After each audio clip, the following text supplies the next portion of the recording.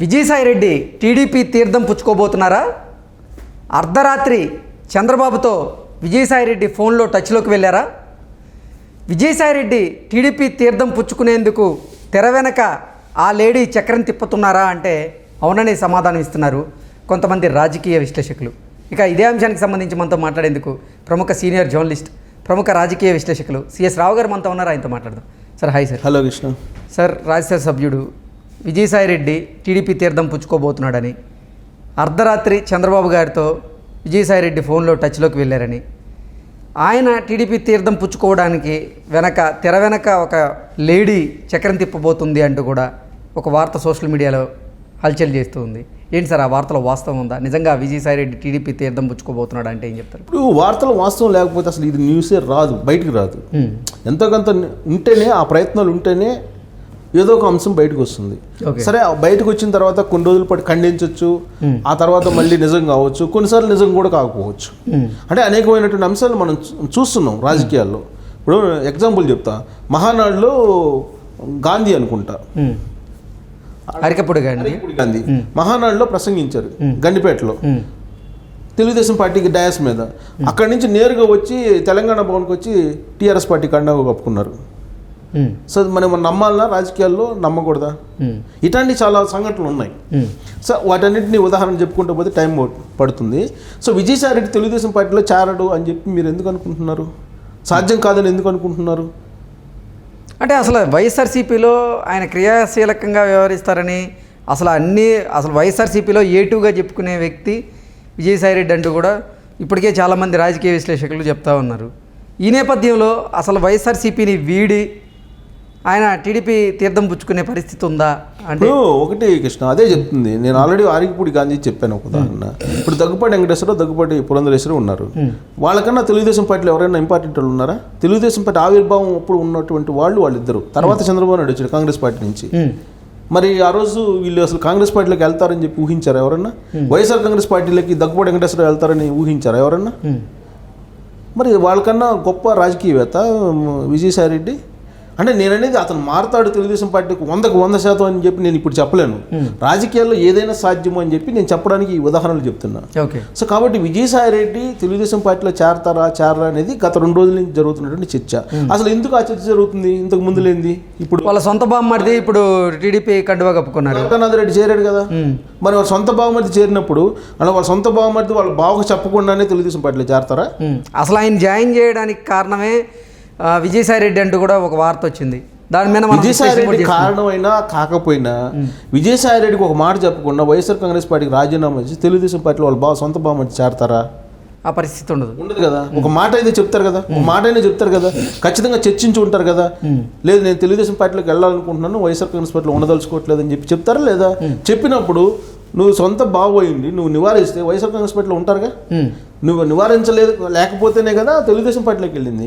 అంటే దాని అర్థం ఏంటి? తెలుగుదేశం పార్టీకి వెళ్ళటానికి వైఎస్ఆర్ కాంగ్రెస్ పార్టీలో ఉండేటువంటి వాళ్ళని ప్రోత్సహిస్తున్నట్టు కదా పరోక్షంగా విజయసాయిరెడ్డి. అంటే దాని అర్థం ఏంటి? రాబోయేటువంటి రోజుల్లో తెలుగుదేశం పార్టీలో విజయసాయిరెడ్డి వెళ్ళరు అని ఎలా అనుకోగలం? ఇదొక అంశం. రెండేంటంటే, నెల్లూరు జిల్లాలో, ప్రత్యేకించి నెల్లూరు జిల్లాకు సంబంధించినటువంటి రెడ్డి సామాజిక వర్గం రాయలసీమ సంబంధించినటువంటి రెడ్లకి, ప్రత్యేకించి కడప రెడ్లకి, నెల్లూరు జిల్లాకు సంబంధించిన రెడ్లకి చాలా భిన్నత్వం ఉంది. చాలా భిన్నత్వం ఉంది ఆలోచనలో కానీ, లేదంటే వాళ్ళ రాజకీయపరమైన ఎత్తుగడల్లో కానీ, వ్యూహాల్లో కానీ చాలా భిన్నత్వం ఉంది. అందుకే కడప కేంద్రంగా చేసుకొని జగన్మోహన్ రెడ్డి చేస్తున్నటువంటి ఎత్తుగడలు కానీ, లేదా జగన్మోహన్ రెడ్డి పరిపాలనలో కానీ, జగన్మోహన్ రెడ్డి రాజకీయాలను కానీ జీర్ణించుకోలేకపోతున్నారు వాళ్ళు. అందుకే మనం గమనిస్తే ఇటీవల కాలంలో మొత్తం నెల్లూరు జిల్లాకు సంబంధించినటువంటి ప్రధానమైనటువంటి రెడ్డి సామాజిక వర్గం లీడర్లందరూ కూడా ఆ పార్టీని వీడుతున్నారు, వైఎస్ఆర్ కాంగ్రెస్ పార్టీని. గత ఎన్నికల్లో 2019 ఎన్నికల్లో మొత్తం జగన్మోహన్ రెడ్డి వైపు ర్యాలీ అయ్యారు రెడ్డి సామాజిక వర్గంలో ఉండేటువంటి కీ లీడర్స్ అందరూ కూడా. ఈవెన్ ఆదాల ప్రభాకర్ రెడ్డి చివరి నిమిషంలో తెలుగుదేశం పార్టీని వదిలిపెట్టి వైఎస్ఆర్ కాంగ్రెస్ పార్టీకి వెళ్ళారు. చివరి నిమిషంలో ఆయనకు రావాల్సినటువంటి బిల్స్ క్లియర్ చేయించుకొని తెలుగుదేశం పార్టీ ప్రభుత్వంతో ఇమీడియట్గా వైఎస్ఆర్ కాంగ్రెస్ పార్టీలోకి వెళ్ళి వైఎస్ఆర్ కాంగ్రెస్ పార్టీ నుంచి పనిచేశారు ఆయన. కానీ ఇప్పుడు పూర్తి రివర్స్లో ఉంది. ఎందుకుంది? జగన్మోహన్ రెడ్డిని దగ్గర నుంచి చూశారు. జగన్మోహన్ రెడ్డిని దగ్గర నుంచి చూసిన తర్వాత, ఆయన వాళ్ళకన్నా చూసిన తర్వాత నెల్లూరు జిల్లాకు సంబంధించినటువంటి రెడ్డి సామాజిక వర్గం జీర్ణించుకోలేకపోతున్నారు, ఆయనతోటి మింగిల్ కాలేకపోతున్నారు ఎక్కువ మంది. అందుకే బయటకు వస్తున్నారు. అదే కర్నూలు జిల్లాకు సంబంధించి రెడ్డి సామాజిక వర్గంతో అయితే మింగిల్ అవుతారు. ఎందుకంటే కర్నూలు జిల్లాకు సంబంధించినటువంటి మనం చూస్తే కోట్ల విజయభాస్కర్ రెడ్డి ముఖ్యమంత్రిగా ఉన్నప్పుడు నెల్లూరు జిల్లా సంబంధించినటువంటి రెడ్డి సామాజిక వర్గం మొత్తం కోఆపరేట్ చేసింది కోట్ల విజయభాస్కర్ రెడ్డి ఉన్నప్పుడు. ఆ తర్వాత నెల్లూరులో ఎన్ జనార్దన్ రెడ్డి, అక్కడ బెజవాడ పాపిరెడ్డి, ఇలాంటి వాళ్ళందరూ ముఖ్యమంత్రులుగా చేశారు వాళ్ళు. సో రాజ్యాధికారాన్ని అనుభవించారు. వాళ్ళకి తెలుసు రాజకీయాలు ఎలా ఉండాలి, ఎలా చేస్తే రాజకీయాల్లో ప్రజలు మన్ననలు పొందగలం, ప్రజలకు ఏ సేవ చేస్తే ఎలా సేవ చేస్తే ప్రజలు ఆదరిస్తారు అనేది వాళ్ళకి తెలుసు. అందుకే జగన్మోహన్ రెడ్డి తీరు నచ్చక ఇప్పుడు నెల్లూరు జిల్లాలో ఉండేటువంటి రెడ్డి సామాజిక వర్గానికి సంబంధించినటువంటి కీలక లీడర్లు ఇప్పుడు తెలుగుదేశం పార్టీ వైపు వెళ్తున్నారు. ఆ జాబితాలో నెల్లూరు జిల్లాకు సంబంధించిన రెడ్డి సామాజిక వర్గంలో సంబంధించినటువంటి వాళ్ళ జాబితాలో ప్రధానంగా విజయసాయిరెడ్డి ఉన్నారు. చాలా కాలంగా ఆయన జగన్మోహన్ రెడ్డి తోటి ట్రావెల్ అవుతున్నారు. కానీ అధికారంలోకి వచ్చిన తర్వాత జగన్మోహన్ రెడ్డి వాళ్ళకు నచ్చక చాలా సందర్భాల్లో బయటికి చెప్పుకోలేని పరిస్థితుల్లో విజయసాయిరెడ్డి ఉన్నారనేది ఆ పార్టీలో ఉండేటువంటి వాళ్ళే చెప్తూ ఉంటారు.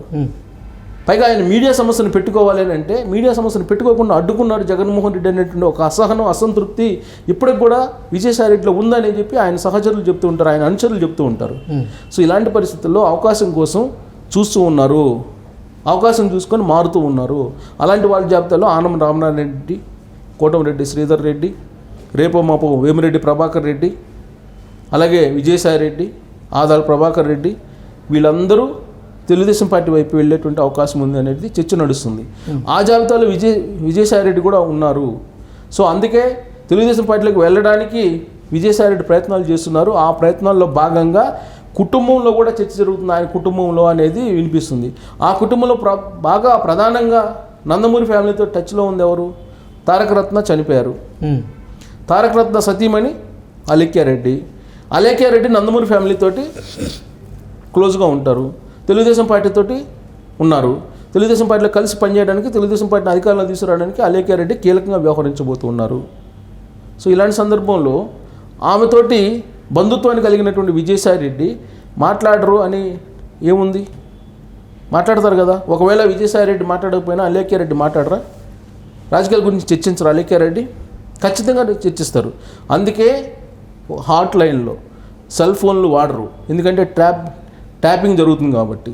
ప్రస్తుతం అధికారంలో జగన్మోహన్ రెడ్డి ఉన్నారు కాబట్టి ఫోన్లో మాట్లాడుకునేటువంటి అవకాశం ఉండదు. అందుకే హాట్ లైన్లో చంద్రబాబు నాయుడు తోటి టచ్లోకి వెళ్ళారు విజయసాయిరెడ్డి. దానికి అనుసంధానకర్తగా అలేఖ్యారెడ్డి వ్యవహరించారు అనేది ఇప్పుడు పొలిటికల్ సర్కిల్లో వస్తున్నటువంటి వైరల్ అవుతున్నటువంటి న్యూస్. కాబట్టి దీన్ని మనం పూర్తిగా కొట్టేయలేము. సో విజయసాయిరెడ్డి నిజంగా వైఎస్ఆర్ కాంగ్రెస్ పార్టీని వదిలిపెట్టి టీడీపీలోకి వెళ్తారా అని అంటే, విజయసాయిరెడ్డి ఇప్పుడు నేను ఉదాహరణలు చెప్పాను అనేకం, వాళ్ళకన్నా భిన్నమైనటువంటి రాజకీయవేత్త అయితే కాదు కదా. సో కాబట్టి ఇవాళ కాకపోయినా రేపైనా. సార్ అసలు జగన్మోహన్ రెడ్డి ప్రభుత్వాన్ని కూల్చేది విజయసాయిరెడ్డే అంటూ గతంలో కొన్ని వార్తలు వచ్చాయి. ఏంటి సార్ నిజంగా ఆ ప్రయత్నం కూడా విజయసాయిరెడ్డి చేసి ఉండొచ్చా? చేశారా? ఇప్పుడు చేశారా చేయలేదని అంటే ఆ టాక్ అయితే వచ్చింది. ఆ టాక్ బాగా వచ్చింది. నిలువున చీలిపోయేటువంటి అవకాశం ఉంది వైఎస్ఆర్ కాంగ్రెస్ పార్టీ. జగన్మోహన్ రెడ్డికి వెన్నుపోటు పొడిచి విజయసాయిరెడ్డి సీఎం అయినా ఆశ్చర్యపోవసరం లేదు, నరేంద్ర మోడీ ఆశీస్సులు ఉన్నాయి విజయసాయిరెడ్డికి అని చెప్పి అప్పుడు టాక్ నడిచింది. ఇంకోటి డోర్లు ఎప్పుడు ఓపెన్ అయ్యి ఉంటాయి విజయసాయిరెడ్డికి, ఓపెన్ అయ్యి ఉంటాయని చెప్పి అందరికీ తెలుసు. బీజేపీ వాళ్ళు ఏం చెప్పారు, ఒక మూమెంట్లో జగన్మోహన్ రెడ్డి ప్రభుత్వం పడిపోయేటువంటి అవకాశం ఉంది, మాతోటి 60 మంది ఎమ్మెల్యేలు టచ్లో ఉన్నారు, 70 మంది ఎమ్మెల్యేలు టచ్లో ఉన్నారని చెప్పి బీజేపీ వాళ్ళు అనేక సందర్భాల్లో చెప్పారు. అవన్నీ చూసిన తర్వాత నిజంగా జగన్మోహన్ రెడ్డి ప్రభుత్వం పడిపోతుందేమో, చీలిపోతుందేమో, దానికి విజయసాయిరెడ్డి నీ నాయకత్వం చేసి విజయసాయిరెడ్డిని సీఎం చేస్తాడేమో నరేంద్ర మోడీ, ఇలాంటి కూడా నడిచింది. ఒక మరో ఏక్నాథ్ సిండేలాగా నడిచింది అప్పుడు. అంటే బీజేపీ వాళ్ళు చేసిన ప్రచారం అది, ఆ విధంగా చేశారు, నిజమేనని చెప్పి అనుకున్నారు. ఇంకోటి ఏంటంటే దీనికి బలం చేకూరేలా ఒక సెంటిమెంట్ రంగరించారు ఉండవల్లి అరుణ్ కుమార్. ఏం సెంటిమెంట్ రంగరించారు?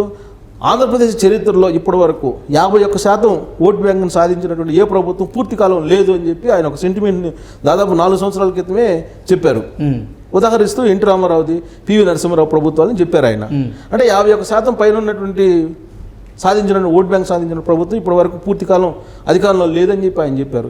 సో ఆ సెంటిమెంట్ని బీజేపీ వాళ్ళు చేసినటువంటి విమర్శల్ని వీటన్నిటిని కనుక జోడించి చూస్తే ఏమో పడిపోద్దేమో జగన్మోహన్ రెడ్డి ప్రభుత్వం, ఈ విజయసాయిరెడ్డే కూల్చేస్తారేమో అని చెప్పి అప్పట్లో నడిచింది ప్రచారం. దానికి తగ్గట్టు వైజాగ్లో అనేకమైనటువంటి అంశాలు బయటకు వచ్చినప్పుడు వీళ్ళిద్దరి మధ్య కూడా గ్యాప్ వచ్చింది.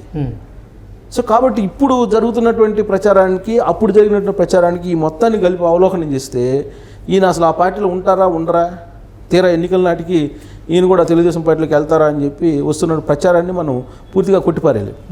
నిద్ర లేస్తే అసలు టీడీపీ మీద, అలాగే చంద్రబాబు మీద, లోకేష్ మీద విపరీతమైనటువంటి అర్థాలు వచ్చేలాగా వాళ్ళని దూషిస్తూ ఉంటాడు, వ్యక్తిగత దూషణలకు చేస్తూ ఇంతకన్నా ఎక్కువ దూషించిన వాళ్ళు ఉన్నారు చంద్రబాబు నాయుడిని, ఇంతకన్నా ఎక్కువ దూషించిన వాళ్ళు ఉన్నారు, పార్టీ వీడి వెళ్ళిపోయిన మళ్ళీ వెనక్కి వచ్చిన వాళ్ళు ఉన్నారు, అనేక మంది ఉన్నారు.